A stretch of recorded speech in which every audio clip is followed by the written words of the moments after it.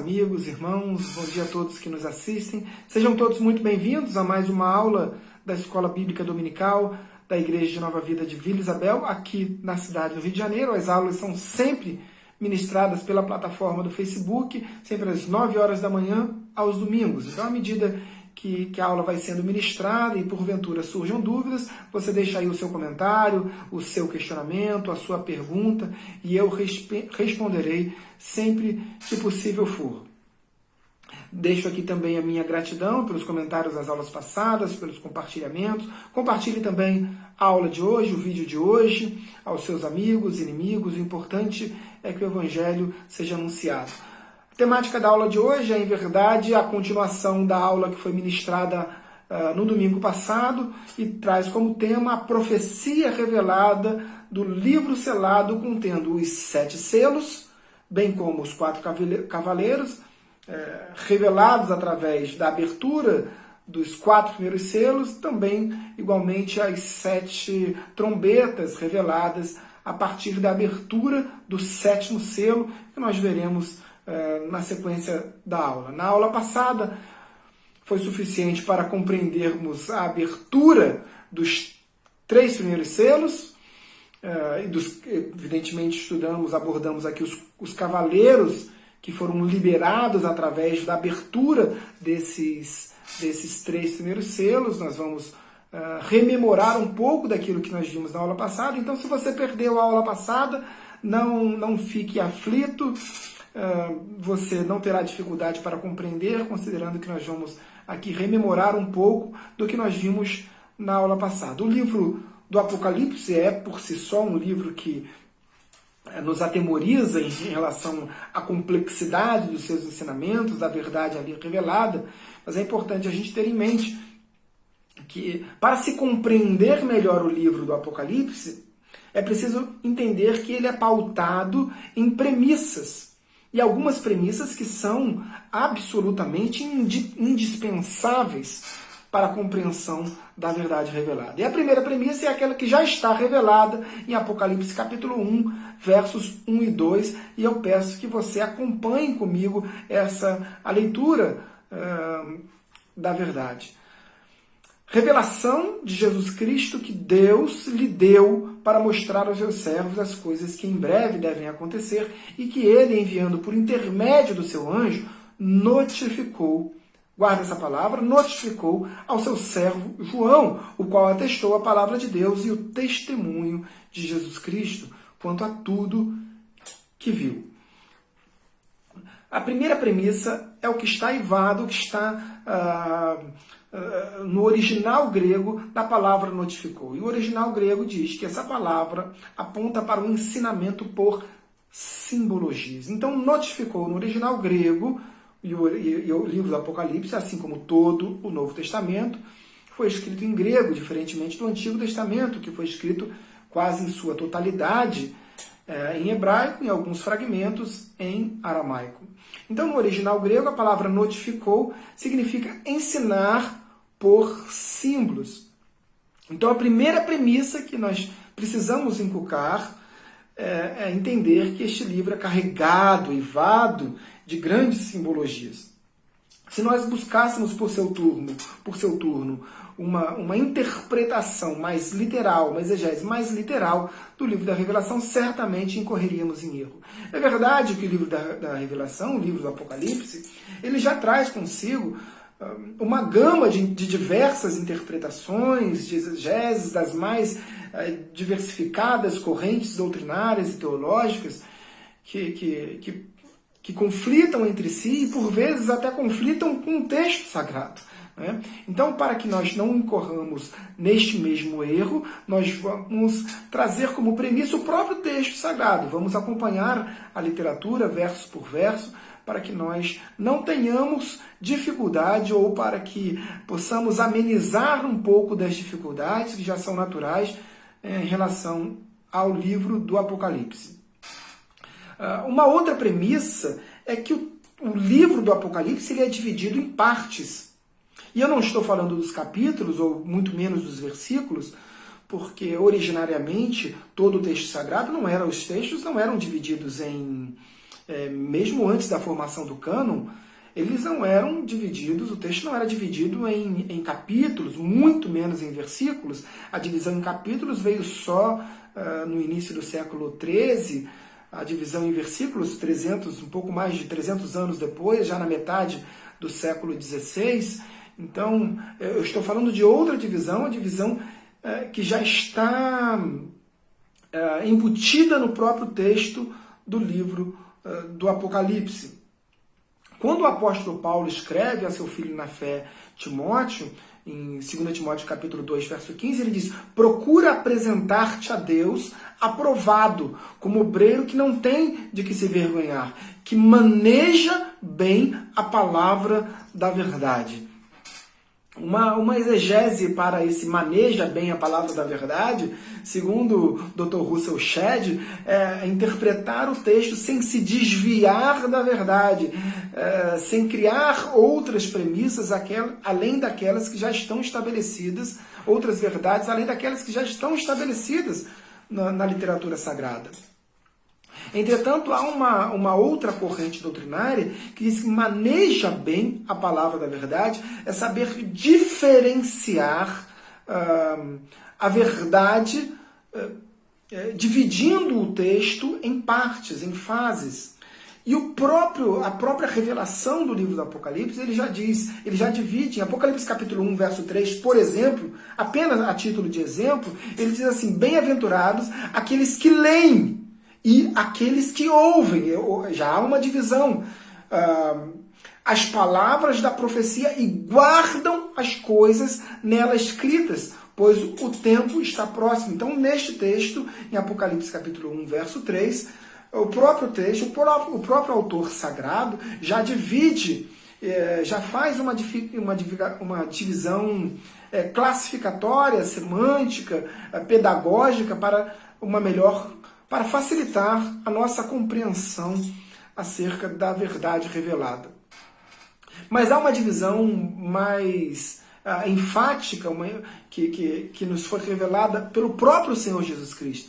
Porque quando João está ali naquela ilha de Patmos e o livro do Apocalipse foi revelado a João, ao apóstolo João, João, por volta de 90 anos de idade, ele recebe aquela profecia, ele recebe aquela revelação, e inicialmente ele ouve uma voz.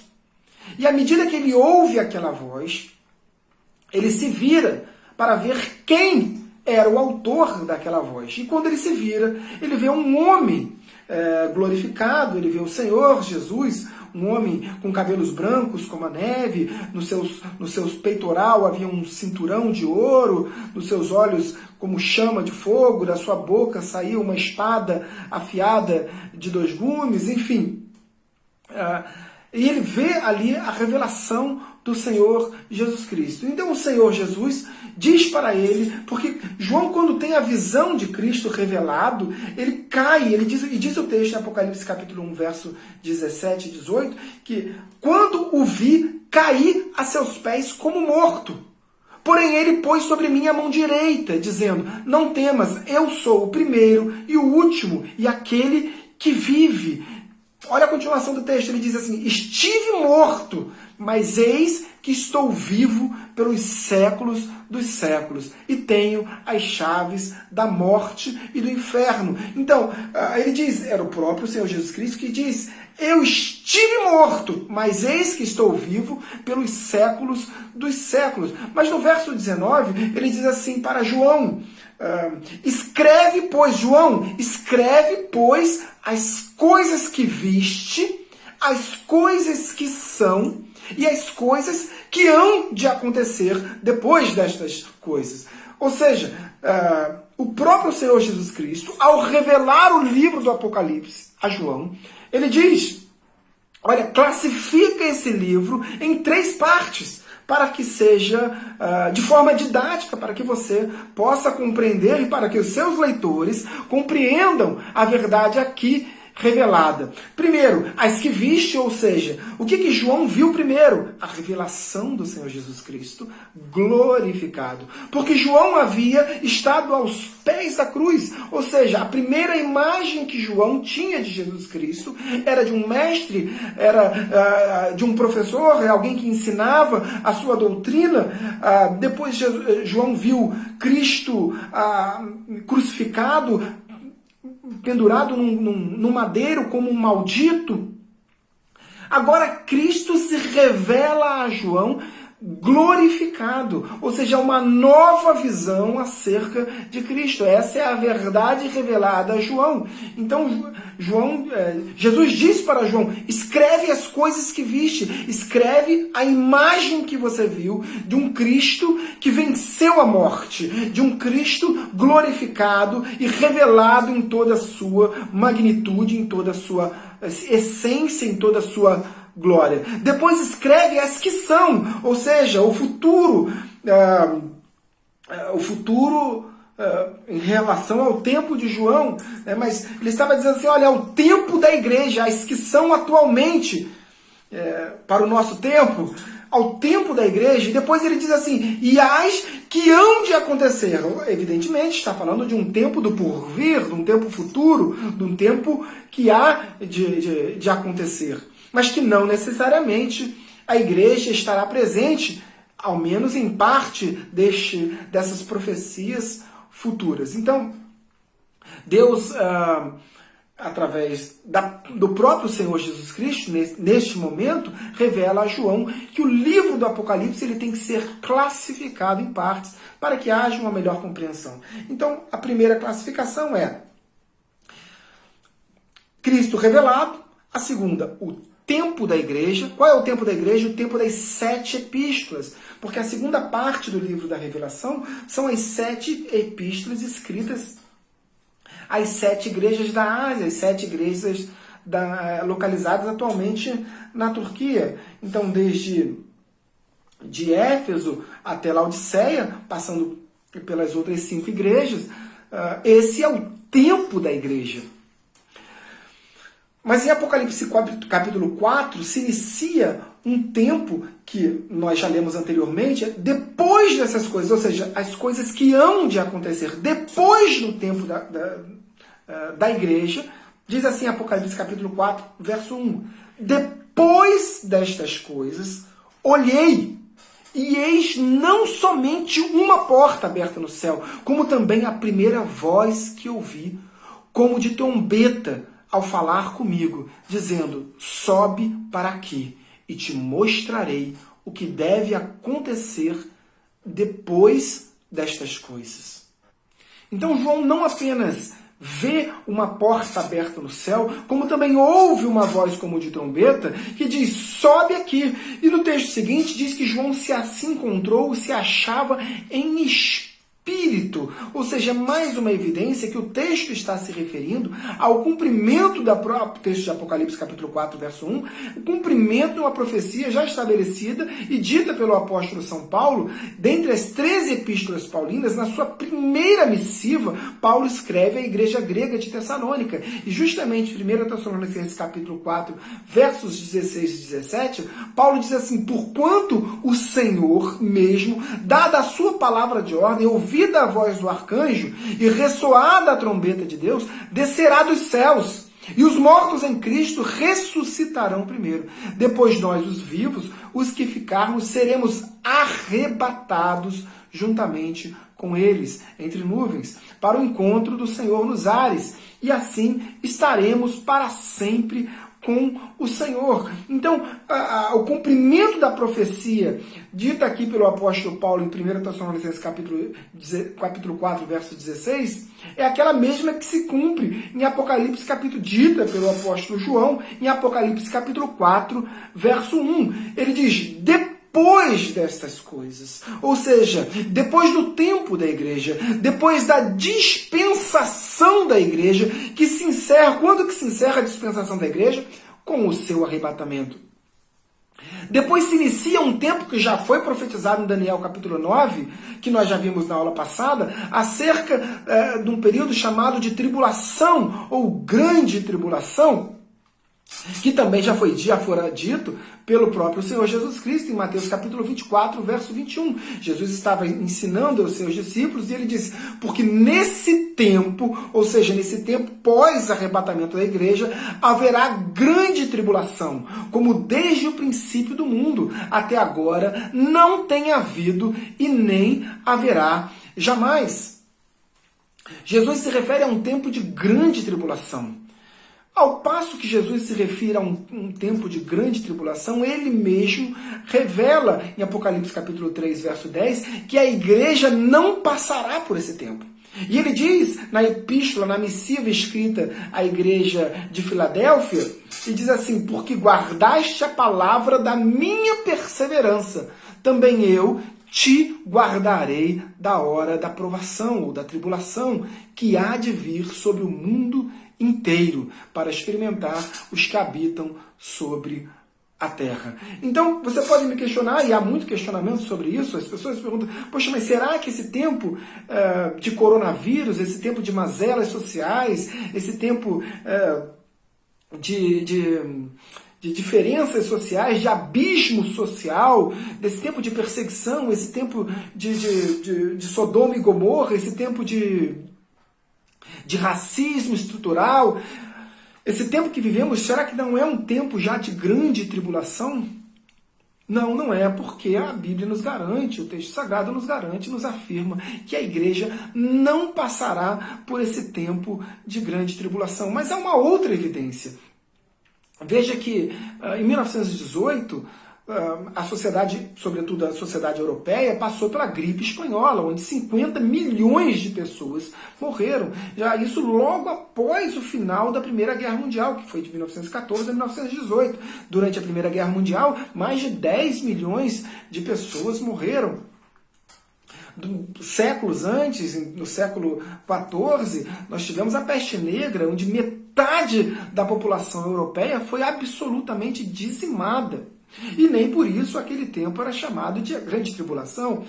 Se você acha que o que nós estamos vivendo hoje é comparado à peste negra, onde metade da população europeia foi dizimada, você está, com o perdão da palavra, você está deveras equivocado. Mas não apenas pela minha opinião, mas sobretudo pela verdade bíblica, porque o próprio Senhor Jesus Cristo diz que nada será tão grandioso, nós lemos em Mateus capítulo 24, verso 21, que nada será tão... que nada que já foi vivido desde o princípio do mundo será tão impactante ou tão tribulacionista como esse período que o próprio Senhor Jesus Cristo cognomina como a grande tribulação. Pois bem, João então se acha em espírito no céu, e aí ele descreve em Apocalipse capítulo 4 e Apocalipse capítulo 5, ele descreve a visão que ele estava tendo do reino celestial. E a grande visão dele foi ver Deus entronizado, Deus no seu trono, ao redor do seu trono, os 24 anciãos, mais próximos 4 seres viventes. E ele vai descrevendo cada um desses seres e os 24 anciãos e a visão que ele estava tendo. Ocorre que João vê um livro selado na destra do Pai. E ele se cai pranteando porque diz que na visão dele, na visão do próprio João, nenhum homem fora digno de abrir o livro, nem mesmo de olhar para o livro. Contudo, ao passo que João estava pranteando desesperadamente num choro de desespero no chão, um dos 24 anciãos se dirige a João e diz que, olha, não pranteis, não chores. Apocalipse capítulo 5, verso 5 diz, todavia um dos anciãos me disse, não chores, eis que o leão da tribo de Judá, a raiz de Davi, venceu para abrir o livro e os seus 7 selos. Então, a visão de João, de Jesus como o leão da tribo de Davi, ali naquele momento, Jesus se apresentava como o cordeiro que era da raiz de Davi, o cordeiro que agora era o salvador da humanidade, era o único que era digno de abrir o selo e salvar a humanidade, enfim, e fazer cumprir as profecias descritas no livro da Revelação. Então ali se inicia a abertura dos 7 selos do livro do Apocalipse, daquele livro selado. Mais uma vez, repito, o livro selado com os 7 selos não é o livro do Apocalipse. O livro selado com os seus 7 selos, com os 4 cavaleiros e com as 7 trombetas, está revelado no livro do Apocalipse. Então, assim como vimos na aula passada, o primeiro selo foi aberto em Apocalipse capítulo 6, verso 1 e 2, assim diz o texto: Vi quando o cordeiro abriu um dos 7 selos, e ouvi um dos 4 seres viventes dizendo, como se fosse voz de trovão: Vem! Vi então, e eis um cavalo branco, e o seu cavaleiro com um arco, e foi-lhe dada uma coroa, e ele saiu vencendo para vencer.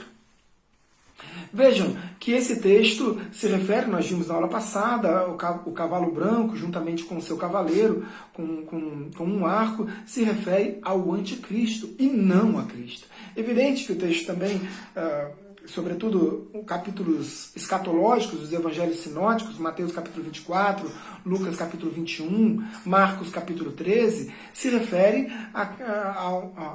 ao anticristo, ou àqueles que viriam antes de Cristo, se julgando serem o próprio Cristo.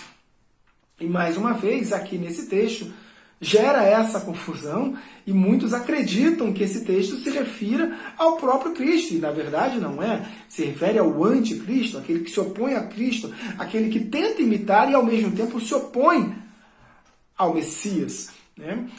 Diferentemente do Apocalipse capítulo 19, que ali sim é o verdadeiro Cristo, o Messias esperado, aqui em Apocalipse capítulo 6, verso 1 e 2, se refere ao anticristo, justamente também porque traz mazelas na abertura do selo, traz consigo mazelas sobre a humanidade, dá início ali então ao período chamado de tribulação ou de grande tribulação. João capítulo 5, verso 43 também se refere: eu vim em nome de meu Pai, no texto de Jesus Cristo, e não me recebeis. Se outro vier em seu próprio nome, certamente o recebereis.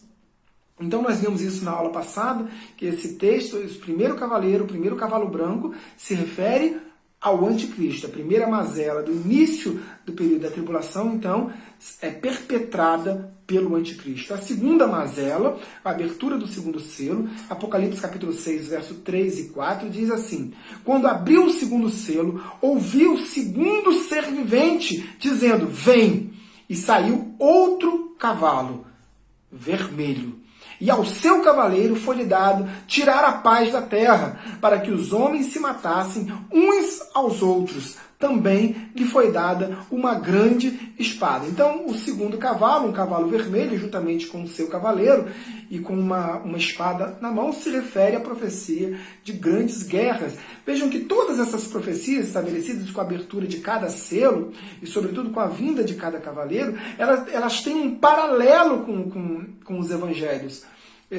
E, sobretudo, como eu disse, dos capítulos escatológicos dos evangelhos sinóticos. Então, para cada profecia aqui dita, para cada selo aberto, ele já havia, na mesma ordem cronológica, dita pelo Senhor Jesus Cristo, lá em Mateus capítulo 24, em Lucas 21, e, repito, em Marcos capítulo 13. Agora, o segundo selo vem um cavalo vermelho, que profetiza sobre um período intenso de grandes guerras, e consigo a consequência dessas grandes guerras, e o próprio segundo cavaleiro tem uma espada em suas mãos, e a consequência dessas grandes guerras é exatamente a abertura do terceiro selo. E diz assim, Apocalipse capítulo 6, agora versos 5 e 6. Quando abriu o terceiro selo, ouvi o terceiro ser vivente, dizendo: vem! Então vi, e eis um cavalo preto, e o seu cavaleiro com uma balança na mão. E ouvi uma como que voz no meio dos 4 seres vivendo, dizendo: uma medida de trigo por 1 denário, 3 medidas de cevada por 1 denário, e não danifiques o azeite e o vinho. Então, após um período de grandes guerras, de tribulação intensa, onde nações pelejam contra nações, a consequência dessas guerras é um período de escassez, de crise econômica sem precedentes na história. Um período de escassez de alimento sem precedentes na história. Mas o que chama a atenção demasiadamente nesse texto é o final desse verso que nós lemos também, nós já vimos essa passagem na aula passada, no domingo passado, e o final desse verso diz: e não danifiques o azeite e o vinho. Ou seja, ainda que haja pestilência no mundo inteiro, ainda que haja fome, ainda que a fome assole grande parte das sociedades mundiais, o texto diz: não danifiques o azeite e o vinho. Ou seja, haverá um distanciamento social ainda maior do que hoje, onde os povos oprimidos serão ainda mais oprimidos e os povos opressores ainda mais opressores do que já são.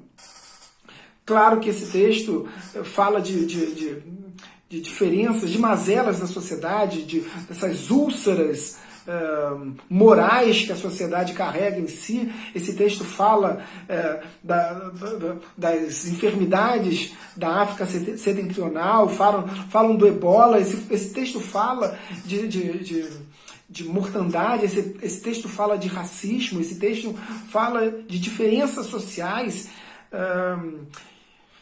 e, sobretudo, da descrença da humanidade em relação ao próprio Deus, porque é preciso muita descrença, é preciso muita falta de humanidade, é preciso muita falta de empatia e de amor para entender que muitos países da África já estão, muitas sociedades ali da África já estão passando fome, já estão morrendo, e muitos países europeus ricos não levantam uma palha para mudar essa situação e tentar reverter um pouco dessa situação, dessa mazela, dessa chaga, dessa pústula da sociedade moderna.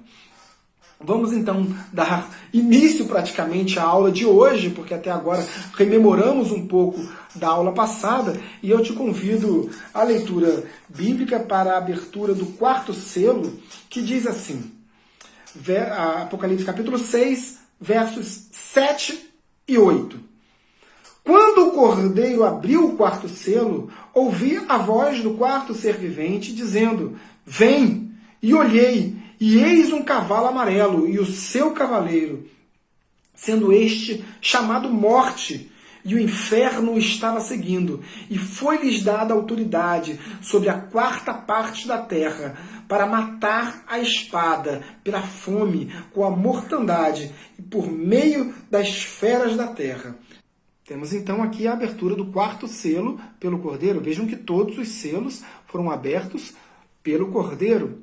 Assim como nos demais selos, nos 3 primeiros selos, a abertura do 4º selo também suscita a vinda de um cavalo e, por conseguinte, do seu cavaleiro. Desta feita, um cavalo amarelo, que é designado nesse texto, nomeado como Morte. Então temos que a abertura desse 4º selo suscita a vinda de um cavalo que traz consigo uma mazela, a morte, que nada mais é como a consequência da abertura dos selos anteriores. Se nós temos na abertura do 1º selo a vinda de um cavalo branco, que é, na verdade, a vinda do anticristo, um líder mundial que inicialmente promove uma falsa paz, que promove uma falsa esperança, mas que depois se revela como o anticristo, e como consequência disso nós temos as guerras da abertura do 2º selo, nós temos as pestilências, as mazelas decorrentes da abertura do 3º selo, sobretudo da fome. No 4º selo,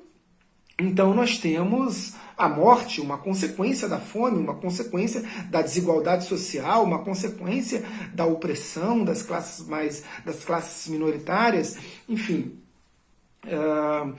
é uma mazela decorrente da abertura dos selos anteriores. Entretanto, há uma questão que precisa ser analisada, que a raiz, o grego, no original grego, a palavra amarelo aqui não é, na verdade, amarelo, porque ela é chloros, que significa esverdeado. Se nós buscarmos, então, chloros é a raiz, no nosso vernáculo, chloros é a raiz da palavra clorofila, que é verde, que é tão importante para a gente, porque sem a clorofila não é possível que a folha produzisse a fotossíntese, fizesse a fotossíntese, que é o recebimento, né, do CO2, do gás carbônico, e a liberação do oxigênio. Entretanto, se nós buscarmos em países... Porque o que acontece? Alguns teólogos, não é o meu posicionamento pessoal, não é a tese que eu creio, que eu acredito, entretanto, há uma corrente doutrinária que apontam que esse verde, que esse esverdeado, apontaria, teria uma correlação direta com o crescimento do islamismo, com o crescimento do Islã. O Dr. Russell Shedd, saudoso Russell Shedd, tem outra explicação. Ele disse que a palavra cloro significa esverdeado, mas traz um tom que pode ser traduzido, pode levar a tradução para o amarelo, porque nada mais é do que apontar para uma enfermidade, para uma mazela, que apontaria que teria como caminho a morte. Enfim, é uma tradução, uma interpretação. Outros, porém, entendem que a melhor tradução seria cavalo verde, e que esse verde apontaria para o crescimento do Islã. Fato é que o islamismo é a religião que mais cresce no mundo inteiro, sobretudo na Europa, e em especial em países como a França e a Bélgica. Se nós buscarmos as bandeiras dos países de maioria muçulmana, certo é que nós teremos uma predominância também da cor verde nessas bandeiras. Podemos verificar na bandeira do Iraque, a Palestina, propriamente dita, a Palestina que não é um país, mas tem lá a bandeira com predominância verde também, a Síria, Kuwait, Jordânia, Líbia, Mauritânia, Emirados Árabes, Sudão, Argélia com a bandeira toda verde, enfim. É uma corrente doutrinária da qual eu não sou um adepto, entretanto, há que se ressaltar que a Sharia é algo condenado, em que pese, com todo respeito à fé que outros professam, uma fé diferente, divergente da fé que eu professo, mas a Sharia é algo absolutamente odioso, detestável, que professa uma fé que persegue minorias, né? Na Arábia Saudita, por exemplo, a homossexualidade é condenada à morte. A pena é capital, a pena é por degolação. Enfim, os próprios radicais, os talibãs no Afeganistão, proíbem as mulheres de saírem às ruas sem que estejam acompanhadas dos seus respectivos maridos. No Sudão, centenas de mulheres são cotidianamente espancadas em praças públicas, muitas vezes porque deixaram a burca cair. Assim também é no Paquistão e em muitos outros países. No Paquistão, o índice de estupro, e muitos desses países em que a Sharia é a lei do Islã, né, aplicada com base também no Hadith, que é os atos, os feitos de Maomé, onde a Sharia é aplicada, onde o radicalismo, e o radicalismo nunca é bom em lugar nenhum, nem mesmo no cristianismo, quando ele te cega, quando ele não permite que nós enxerguemos a verdade dos fatos, a realidade, enfim, ela nunca será boa, né? Ele nunca será bom. Então o índice de estupro nesses países onde a Sharia é aplicada é algo absurdo, estratosférico. Porque não há condenação, né? Para você condenar um homem por estupro num país onde a Sharia é aplicada é algo impensável, porque eles exigem a presença de 4 testemunhas do sexo masculino que sejam de famílias respeitadas na sociedade muçulmana. Então é algo absolutamente impensável. Vamos, portanto, então, vamos continuar a leitura bíblica para a abertura, então, do selo subsequente, que é a abertura do 5º selo, Apocalipse capítulo 6, versos 9 a 11, leia comigo, por favor. Assim diz a palavra do Senhor. Quando ele abriu o 5º selo, vi debaixo do altar as almas daqueles que tinham sido mortos por causa da palavra de Deus e por causa do testemunho que sustentavam. Clamaram em grande voz, dizendo: até quando, ó soberano Senhor, santo e verdadeiro, não julgas nem vingas o nosso sangue dos que habitam sobre a terra? Verso 11. Então, a cada um deles foi dada uma vestidura branca, e lhes disseram que repousassem ainda por pouco tempo, até que também se completasse o número dos seus conservos e seus irmãos que iam ser mortos, como igualmente eles foram. Fica por aí.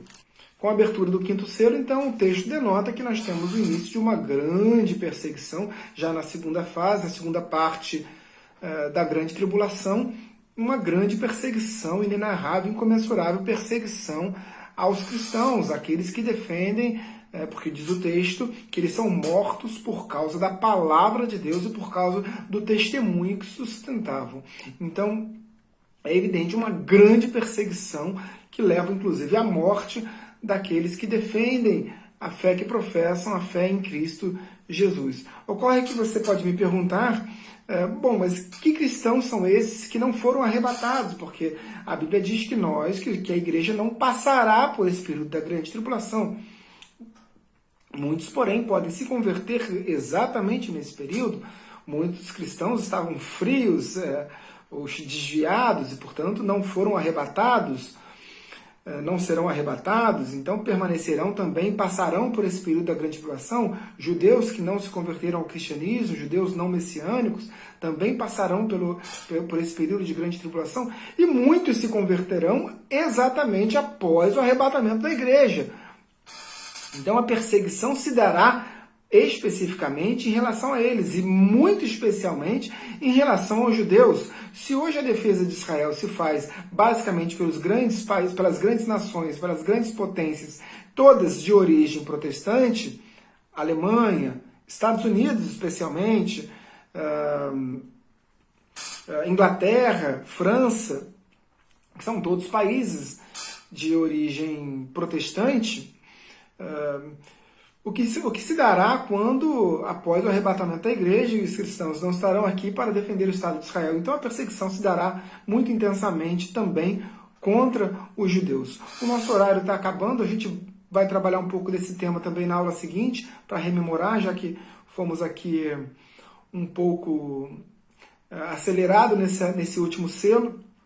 Mas cabe rememorar, eu me recordo que no início desse ano, o Correio Brasiliense publicou, o maior jornal do Distrito Federal, publicou uma reportagem que era uma reportagem da France Press, de uma agência francesa, dizendo que só em 2019, 260 milhões de cristãos sofreram perseguições. Só na Nigéria, mais de 1.200 cristãos mortos por professarem a sua fé. Se nós estamos vivendo isso nesse tempo atualmente, e é fato também que as sociedades modernas, os países desenvolvidos têm se silenciado em relação à perseguição dos cristãos pela Sharia, sobretudo na África setentrional, quanto mais no período chamado de Grande Tribulação. Encerramos a aula de hoje, vamos continuar na aula seguinte, com os 2 selos remanescentes, porque o tema é complexo e a gente precisa ir com calma para que todos compreendam. Ficando alguma dúvida, deixe sua pergunta, seu questionamento, e na aula seguinte eu responderei, ok?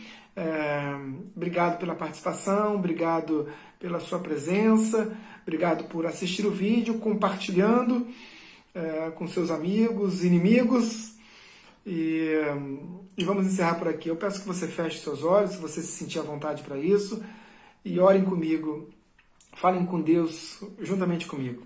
Senhor, meu Deus e meu Pai, em nome de Jesus, graças te damos, Deus. Obrigado pela oportunidade, em primeiro lugar, porque o Senhor nos concede a oportunidade e o privilégio de falarmos contigo, Deus. Graças te damos por isso, porque o véu do santuário fora rasgado de cima a baixo, e hoje nós temos livre acesso a ti, Pai. Graças te damos por isso, Deus. Te agradecemos pela tua igreja, nós te pedimos, estende a tua destra fiel sobre o teu povo, sobre os teus filhos.